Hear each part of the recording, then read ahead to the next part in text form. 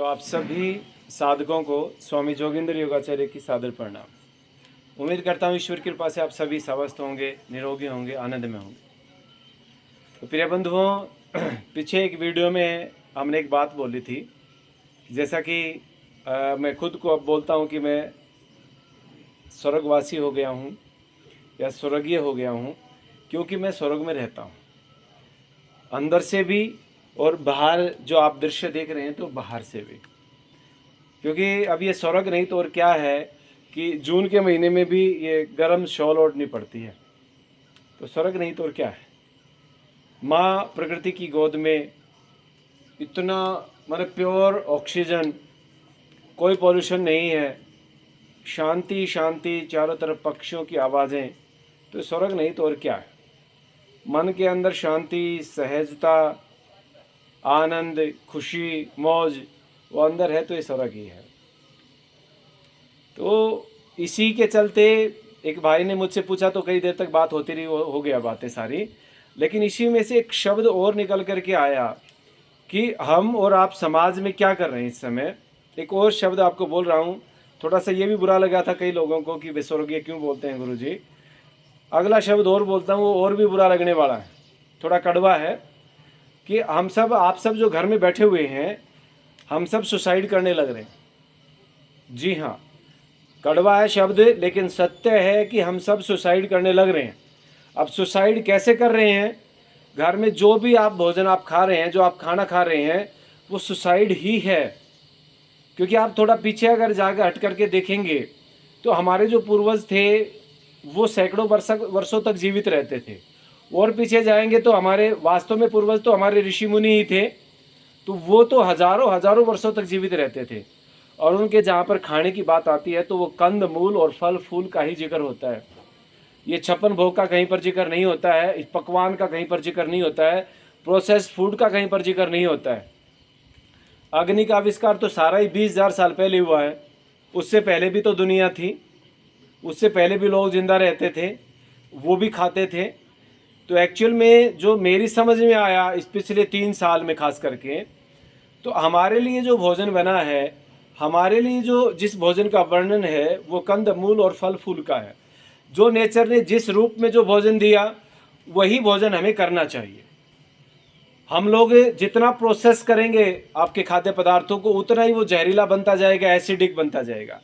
हमारा शरीर 80% एल्कलाइन है, 20% एसिडिक है, ऐसा मेडिकल साइंस बोलती है।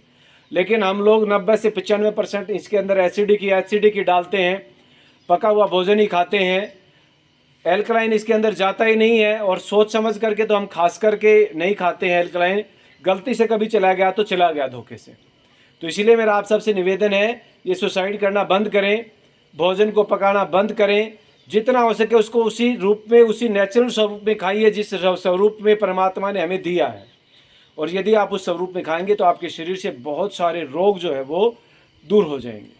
और उसमें भी मैं आपसे एक और निवेदन करना चाहूँगा कि जो गेहूँ आप खा रहे हो उसको धीरे धीरे करके अवॉइड करिए, क्योंकि गेहूँ का जो ग्लूटेन है वो सारा आपके अंदर चिपक रहा है, और कितना चिपका हुआ है मैं इस शब्दों में तो नहीं बता पाऊँगा आपको, क्योंकि पिछले 3 साल में मैं खुद देख रहा हूँ, जो मेरे पास हज़ारों साधक आ रहे हैं अपने शोधन के लिए, डिटॉक्स करवाने के लिए, उनके अंदर मैं देख पा रहा हूँ।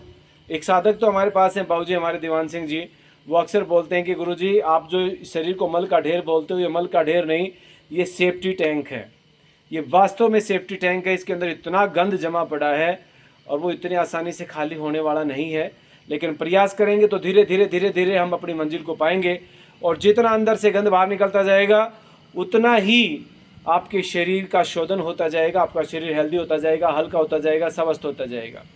तो इसीलिए जिस खाने को हमने बचपन से सुनते आए कि इस खाने में न्यूट्रिशन है, इसमें प्रोटीन है, इसमें विटामिन है, इसमें फलाना है, इसमें ढिमकाना है, उसी प्लेट को खाते खाते, उसी खाने को खाते खाते आज लकवा मार रहा है, उसी खाने को खाते खाते आज ब्रेन हेमरेज हो रहा है, उसी खाने को खाते खाते आज हार्ट की प्रॉब्लम्स हो रही हैं, उसी खाने को खाते खाते आज जो है ना इस समाज के अंदर एपिलेप्सी की प्रॉब्लम हो रही है, ब्रेन ट्यूमर हो रहे हैं, हार्ट की प्रॉब्लम्स हो रही हैं, कैंसर हो रहे हैं, सब उसी खाने को खाते खाते हो रहा है। एक बार प्लेट बदल करके देख लीजिए, आप हॉस्पिटल में जाते हैं, आपके रिश्तेदार हॉस्पिटल में होते हैं, डॉक्टर बोलते हैं कि भाई आप इनको जूस पिलाइए, इसको नारियल पानी पिलाइए, इसको फल फ्रूट खिलाइए। फल फ्रूट भी जो सॉफ्ट हो, जल्दी पच जाएँ, पपीता है, चीकू आदि। खाने के नाम पे कुछ मिलता तो एक टाइम पर खिचड़ी या दलिया मिलता है। आपने कभी नहीं सोचा कि जिस खाने को खा करके एक रोगी व्यक्ति, एक साधक ठीक हो सकता है, तो सेम वही खाना हम जीवन भर खाते रहे तो हम बीमारी ना पड़े, हम रोगी ना हो। सोचना, दिमाग पर जोर देना और कोशिश करना कि ग्लूटेन फ्री आप खाना खाएं, गेहूं को अवॉइड करें। क्योंकि आपको याद होगा जब बचपन में हम छोटे थे तो गेहूं के आटे की लेई बना करके हम दीवारों पर पोस्टर चिपकाते थे, गेहूं के आटे की लेई बना करके हम पतंग चिपकाते थे, गेहूं के आटे की लेई से ही दुकानदार लिफाफे बनाता था। अब वो बाहर इतना गहराई से चिपकता था कि वो फट जाता था, उखड़ता नहीं था, उतरता नहीं था।